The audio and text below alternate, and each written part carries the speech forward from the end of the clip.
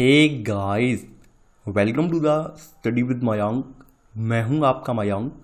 आज हम लोग टेस्ट 41 के अंतर्गत यूपीएससी प्रीलिम से संबंधित पर्यावरण एवं पारिस्थितिकी के प्रश्नों को देखेंगे। तो चलिए स्टार्ट करते हैं आज का वीडियो। देखते हैं मैं क्या क्या डिस्कस करना है यहाँ पर। आज का पहला प्रश्न है, निम्नलिखित में से कौन सा शब्द किसी दिए गए क्षेत्र में संपूर्ण प्रजातियों में अनुक्रमण को सही तरीके से वर्णित करता है? अग्रगामी प्रजातियां, चरम प्रजातियां, शुष्क तारंबी या क्रमक। देखिए, समुदायों के संपूर्ण अनुक्रम जो किसी दिए गए क्षेत्र में क्रमिक रूप से होते हैं उनको क्रमक कहा जाता है। तो यहां पर आपका सही आंसर है पहले का डी वाला। दूसरा प्रश्न है आपका, निम्नलिखित में से कौन सी भारतीय आर्द्रभूमि मॉन्ट्रेक्स रिकॉर्ड का हिस्सा है? आपको कूट का प्रयोग करके सही उत्तर का चयन करना है। केवलादेव राष्ट्रीय उद्यान, चिल्का झील, नल सरोवर पक्षी अभयारण्य। देखिए, केवलादेव राष्ट्रीय उद्यान जो है ये आपके राजस्थान में है और ये 1990 में मॉन्ट्रेक्स रिकॉर्ड में इसको शामिल किया गया है। चिल्का झील को भी 1993 में मॉन्ट्रेक्स रिकॉर्ड में शामिल किया गया, हालांकि सन 2002 में इसको इस रिकॉर्ड से बाहर निकाल दिया गया। तो यहाँ पर आपका केवल केवलादेव राष्ट्रीय उद्यान इसमें शामिल है, चिल्का लेक भी नहीं है और ना ही नल सरोवर पक्षी अभयारण्य है। तो यहाँ पर आपका सही आंसर है सेकंड का ए, केवल एक। तीसरा प्रश्न है आपका, निम्नलिखित में से कौन सा छोटा राज्य तीसरे राज्य खाद्य सुरक्षा सूचकांक में शीर्ष पर है? मेघालय, गोवा, सिक्किम, मणिपुर। देखिए, खाद्य सुरक्षा सूचकांक जो है ये फसाई के द्वारा जारी किया जाता है। फसाई की फुल फॉर्म आप जानते होंगे, food safety standard authority of India, यानी जिसको हम लोग भारतीय खाद्य सुरक्षा और मानक प्राधिकरण के रूप में जानते हैं। तो इसके द्वारा ये खाद्य सुरक्षा सूचकांक जारी किया जाता है। पहली बार खाद्य सुरक्षा सूचकांक वर्ष 2018-19 के लिए 7 जून 2019 को पब्लिश किया गया था। तो अभी जो बात हो रही है वो हो रही है तीसरे वाले की। तो तीसरे वाले राज्य खाद्य सुरक्षा सूचकांक में गोवा जो है ये पहले नंबर पर आया है छोटे राज्यों में, और मेघालय जो है वो दूसरे नंबर पर आया है। तो यहाँ पर आपका सही आंसर है तीसरे का बी वाला, यानी गोवा। चौथा प्रश्न है आपका, ग्लोबल टाइगर फोरम के संदर्भ में निम्नलिखित कथनों पर विचार कीजिए। पूछा गया है कौन सा कथन सही है? यह विश्व भर में बाघों के संरक्षण के लिए अभियान चलाने वाला एकमात्र अंतर सरकारी और अंतर्राष्ट्रीय निकाय है। एक अध्यक्ष आमतौर पर टाइगर रेंज के देशों में से ही एक मंत्री 5 वर्षों के निश्चित कार्यकाल के लिए जीटीएफ का प्रमुख होता है। जीटीएफ का सचिवालय नई दिल्ली, भारत में स्थित है। ग्लोबल टाइगर फोरम वैश्विक बाघ संरक्षण हेतु अभियान शुरू करने के लिए इच्छुक देशों से सदस्यों द्वारा स्थापित एकमात्र अंतर सरकारी अंतर्राष्ट्रीय निकाय है। तो यहाँ पर आपका पहला वाला कथन बिल्कुल सही है। यहाँ पर अध्यक्ष जो है वो आमतौर पर टाइगर रेंज देशों में से एक मंत्री जो है वो 3 वर्षों के निश्चित कार्यकाल के लिए जीटीएफ का प्रमुख होता है, न कि 5 वर्षों के कार्यकाल के लिए। तो यहाँ पर आपका सेकंड वाला जो कथन है ये गलत हो जाएगा। यहाँ पर आपका तीसरा वाला जो कथन है ये बिल्कुल सही है। जीटीएफ का एक सचिवालय जो है एक महासचिव के नेतृत्व में है और ये नई दिल्ली, भारत में स्थित है। तो यहाँ पर आपका तीसरा वाला कथन सही है। यहाँ पर आपका 1 और 3 कथन सही है, तो आपका सही आंसर है चौथे का बी वाला। जीटीएफ का जो गठन है ये 1993 में नई दिल्ली, भारत में बाघ संरक्षण पर आयोजित एक अंतर्राष्ट्रीय संगोष्ठी की सिफारिश के आधार पर इसका गठन किया गया था। तो 1993 में इसका जीटीएफ का गठन हुआ है। तो यहाँ पर आपका सही जो आंसर है वो चौथे का बी वाला। पांचवा प्रश्न है आपका, वनाग्नि के संदर्भ में निम्नलिखित कथनों पर विचार कीजिए। पूछा गया है कौन सा कथन सही है? यूकेलिप्टस के वृक्ष अपनी नम शाखाओं और मोम युक्त पत्तियों के कारण वनाग्नि को रोकने के लिए जाने जाते हैं। सरफेस फायर भारत में वनाग्नि का सबसे प्रचलित रूप है। देखिए, वनाग्नि का मतलब है वन की आग। तो वनाग्नि की घटनाओं के लिए प्राकृतिक और मानवीय दोनों कारक उत्तरदायी हो सकते हैं। यद्यपि भारत में वनाग्नि की 95% जो वारदातें होती हैं वो मानव जनित होती हैं। तो यहाँ पर यूकेलिप्टस के वृक्ष की बात हो रही है। तो यूकेलिप्टस वृक्षों की पत्तियों में अति ज्वलनशील तेल उपस्थित होता है जिसमें आसानी से आग लग जाती है। इन वृक्षों के नीचे का क्षेत्र जो होता है वो प्राय पत्तियों से भरा रहता है, जिसके चलते इन वृक्षों में आसानी से आग लग जाती है। तो यहाँ पर ये पहला वाला कथन गलत हो जाएगा, क्योंकि ये यूकेलिप्टस के वृक्ष की पत्तियां आग रोकने का काम नहीं करती हैं बल्कि आग को फैलाने का काम करती हैं। तो पहला वाला कथन गलत है। अब देखिए, वनाग्नि जो होती है वो 3 प्रकार की होती है, सरफेस फायर, क्राउन फायर और ग्राउंड फायर।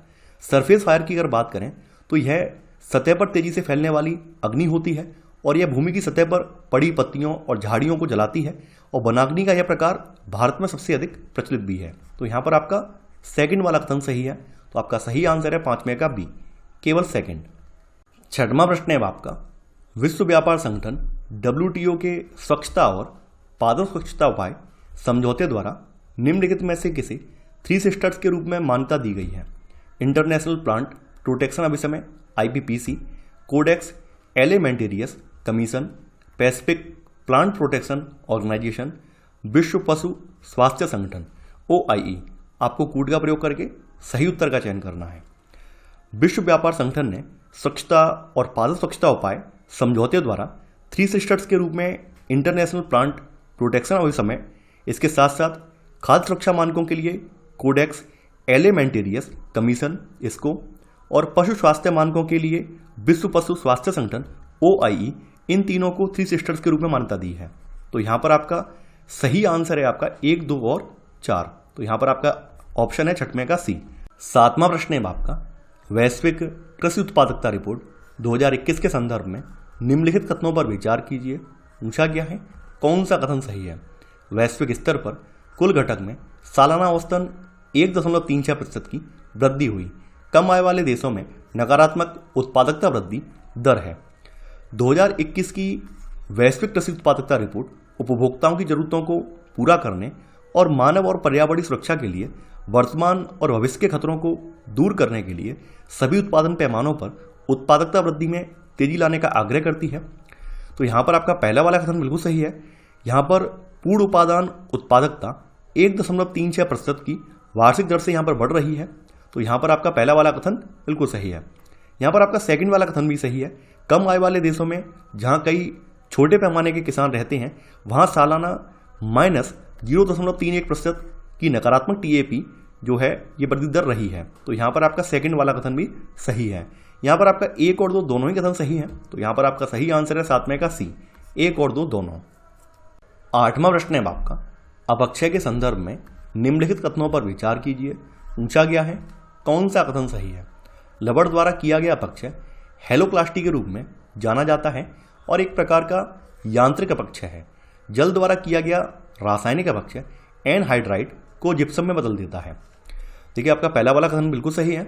लवण द्वारा किया गया अपक्षय हेलोक्लास्टी के रूप में जाना जाता है और हेलोक्लास्टी की प्रक्रिया में कई बार खारा जल चट्टानों की दरारों और छिद्र में भर जाता है और वाष्पीकरण के बाद लवण जो है ये क्रिस्टल, लवण के जो रबड़ क्रिस्टल हैं वो पीछे से रह जाते हैं और समय के साथ साथ क्रिस्टल का आकार बढ़ता चला जाता है और ऐसे करके चट्टान पर दबाव बढ़ता है और अंत में चट्टान विखंडित हो जाती है। तो इसे हेलोक्लास्टी बोला जाता है और ये पूरी प्रक्रिया यांत्रिक अपक्षय में आती है। तो यहाँ पर आपका पहला वाला कथन बिल्कुल सही है। रासायनिक अपक्षय चट्टानों और मिट्टी की आणविक संरचना को बदल देता है। तो एनहाइड्राइड जल के संपर्क में आकर जिप्सम में बदल जाता है। तो यहाँ पर आपका सेकंड वाला कथन भी सही है। तो यहाँ पर आपका 1 और 2 दोनों ही कथन सही है। तो आपका सही आंसर है 8वें का सी, यानी 1 और 2 दोनों। 9वां प्रश्न है आपका, निम्नलिखित में से कौन वे स्वतंत्र जीव हैं जो जल की सतह पर निवास करते हैं? पेरीफाइटोन, न्यूस्टन, नेक्टन, पेंथोस। पेरीफाइटोन ऐसे जीव होते हैं जो गाद के ऊपर उगने वाले पौधों एवं पत्तियों से जुड़े रहते हैं। न्यूस्टन की बात करें तो न्यूस्टन स्वतंत्र जीव होते हैं जो जल और वायु की मध्य सतह पर रहते हैं। तो यहाँ पर आपका सही आंसर है 9वें का बी वाला। नेक्टन की बात करें, नेक्टन समूह में वे जीव शामिल होते हैं जो जल में तैरते हैं। बेंथोस की बात करें तो बेंथोस में ऐसे जीव आते हैं जो जल के तल में पाए जाते हैं। तो यहाँ पर आपका सही आंसर है 9वें का बी वाला। 10वां प्रश्न है आपका, वर्ल्ड एनर्जी आउटलुक रिपोर्ट किसके द्वारा प्रकाशित की जाती है? अंतर्राष्ट्रीय अक्षय ऊर्जा एजेंसी, अंतर्राष्ट्रीय ऊर्जा एजेंसी, आर्थिक सहयोग और विकास संगठन, विश्व आर्थिक मंच। देखिए वर्ल्ड एनर्जी आउटलुक रिपोर्ट अंतर्राष्ट्रीय ऊर्जा एजेंसी के द्वारा जारी की जाती है। तो यहाँ पर आपका सही आंसर है 10वें का बी वाला। 11वां प्रश्न है आपका, स्किंक के संदर्भ में निम्नलिखित कथनों पर विचार कीजिए। पूछा गया है कौन सा कथन यहाँ पर सही है, ये आपको बताना है। पहला है भारत में हिमालय के साथ साथ तटीय क्षेत्र में भी स्किंक पाए जाते हैं। अगला है भारत में स्किंक की 62 प्रजातियां पाई जाती हैं और उनमें से लगभग 57% यानी 33 प्रजातियां स्थानिक हैं। अगला है, यह छिपकलियों का सबसे बड़ा परिवार है जो लंबे शरीर वाले और अपेक्षाकृत छोटे या बिना पैर वाले होते हैं। देखिए, आपका पहला वाला कथन बिल्कुल सही है। भारत में स्किंक हिमालय से लेकर तटों तक और घने जंगलों से लेकर रेगिस्तान तक सभी प्रकार के आवासों में ये पाए जाते हैं। तो यहाँ पर आपका पहला वाला कथन बिल्कुल सही है। यहाँ पर आपका सेकंड वाला कथन भी आपका सही है। भारत में स्किंक की 62 प्रजातियां पाई जाती हैं और उनमें से लगभग 57% स्थानिक हैं। तो यहाँ पर आपका सेकंड वाला भी सही है। तीसरा वाला कथन जो है ये भी सही है। देखिए, स्किंक जो है छिपकलियों का सबसे बड़ा परिवार है जो लंबे शरीर, अपेक्षाकृत छोटे या बिना पैर या अस्पष्ट गर्दन के और चिकने शरीर के होते हैं। तो यहाँ पर आपका 1, 2, 3 तीनों ही कथन सही हैं। तो आपका सही आंसर है यहाँ पर 11 का डी, यानी 1, 2 और 3। 12वां प्रश्न है आपका, निम्नलिखित कथनों पर विचार कीजिए। नीलगिरी ताहर इस राष्ट्रीय उद्यान या वन्यजीव अभयारण्य की मुख्य प्रजाति है। यह पश्चिमी घाट में स्थित है तथा यूनेस्को के विश्व धरोहर स्थल का भी हिस्सा है। उपर्युक्त कथनों में से किस राष्ट्रीय उद्यान या वन्यजीव अभयारण्य को संदर्भित किया गया है? बन्नेरघट्टा राष्ट्रीय उद्यान कर्नाटक, पोबितोरा वन्यजीव अभयारण्य असम, शांत घाटी राष्ट्रीय उद्यान केरल, मुकुर्ती राष्ट्रीय उद्यान तमिलनाडु। देखिए, यहाँ पर मुकुर्ती राष्ट्रीय उद्यान की बात हो रही है जो कि तमिलनाडु के उत्तर पश्चिमी कोने में स्थित है और यह स्थानिक प्रजाति नीलगिरी ताहर की सुरक्षा के लिए यह पार्क बनाया गया था। यहाँ पर हाल में जो नीलगिरी ताहर है उसकी संख्या में वृद्धि देखी गई है। तो यहाँ पर आपका सही आंसर है 12 का डी वाला। अब देखिए, बन्नेरघट्टा राष्ट्रीय उद्यान की बात कर लें तो ये कर्नाटक में बंगलुरु के पास स्थित है। इस उद्यान में वन्य जीवों में हाथी, गौर, तेंदुआ, सियार, लोमड़ी, जंगली सुअर, सांबर, चीतल, चित्तीदार हिरन, भौंकने वाला हिरन, आम लंगूर और बोनट मकाक, शाही आदि यहाँ पर बहुतायत में पाए जाते हैं। पोबितोरा की बात करें तो पोबितोरा जो अभयारण्य है, वन्यजीव अभयारण्य है, ये एक सींग वाले गैंडों का वैश्विक घनत्व यहाँ पर सबसे ज़्यादा अधिक है और काजीरंगा राष्ट्रीय उद्यान के बाद असम में ये दूसरा सबसे अधिक सघनता वाला क्षेत्र है। साइलेंट वैली जो नेशनल पार्क है ये आपका केरल में स्थित है। तो यहाँ पर हमारा जो सही आंसर है 12 का है डी वाला। 13वां प्रश्न है आपका, निम्नलिखित में से किस भारतीय बाघ अभयारण्य में ब्लैक टाइगर है जो हाल ही में चर्चा में था? सरिस्का बाघ अभयारण्य, पीलीभीत बाघ अभयारण्य, सतकोसिया बाघ अभयारण्य, सिमलीपाल बाघ अभयारण्य। देखिए, हाल ही में वैज्ञानिकों ने सिमलीपाल बाघ अभयारण्य ओडिशा में यहाँ पर ब्लैक टाइगर का जो रहस्य है इसको उद्घाटित किया है, यानी कि यहाँ पर ब्लैक टाइगर खोजा है और ये विश्व स्तर पर एकमात्र ऐसा बाघ का निवास स्थान है जिसमें मेलेनिस्टिक बाघ रहते हैं जिनके शरीर पर चौड़ी काली धारियाँ होती हैं और ये सामान्य बाघों की तुलना में ये अधिक मोटी होती हैं। तो इन्हें ब्लैक टाइगर के नाम से भी जाना जाता है। तो ये सिमलीपाल बाघ अभयारण्य की बात हो रही है। तो यहाँ पर आपका सही आंसर है 13 का डी वाला। 14वां प्रश्न है आपका, नीचे दिए गए तथ्यों के माध्यम से संरक्षण क्षेत्र की पहचान कीजिए। यह मानव निर्मित आर्द्रभूमि है, यह बाढ़ गंगा और गंभीर नदी के संगम पर स्थित है, इसे रामसर स्थल के रूप में मान्यता दी गई है। उपर्युक्त कथन निम्न में से किसकी विशेषता है? रोपड़ आर्द्रभूमि, भोज आर्द्रभूमि, नंगई वन्यजीव अभयारण्य, केवलादेव राष्ट्रीय उद्यान। देखिए, यहाँ पर बात जो हो रही है ये केवलादेव राष्ट्रीय उद्यान की हो रही है। तो केवलादेव राष्ट्रीय उद्यान एक आर्द्रभूमि के रूप में चिन्हित है और यह गंभीर नदी और बाणगंगा नदी के संगम से बने उथले अवसाद क्षेत्र में है जो मानसून में वर्षा जल का अवरोधन करके जलाशय में परिवर्तित हो जाता है। तो यहाँ पर आपका सही आंसर है आपका 14 का डी और केवलादेव राष्ट्रीय उद्यान जो है राजस्थान के भरतपुर जिले में स्थित है। 15वां प्रश्न है आपका, मैंग्रोव के संदर्भ में निम्नलिखित कथनों पर विचार कीजिए। पूछा गया है कौन सा कथन सही है? मैंग्रोव उच्च लवणता, उच्च तापमान और दलदली मिट्टी में जीवित रह सकते हैं। मैंग्रोव फॉर द फ्यूचर परियोजना IUCN और UNDP का एक संयुक्त कार्यक्रम है। देखिए, मैंग्रोव ऐसे पौधे होते हैं जो उच्च लवणता, ज्वार भाटा, हवा के तीव्र वेग, उच्च तापमान और दलदली अवायवी मिट्टी में जीवित रह सकते हैं।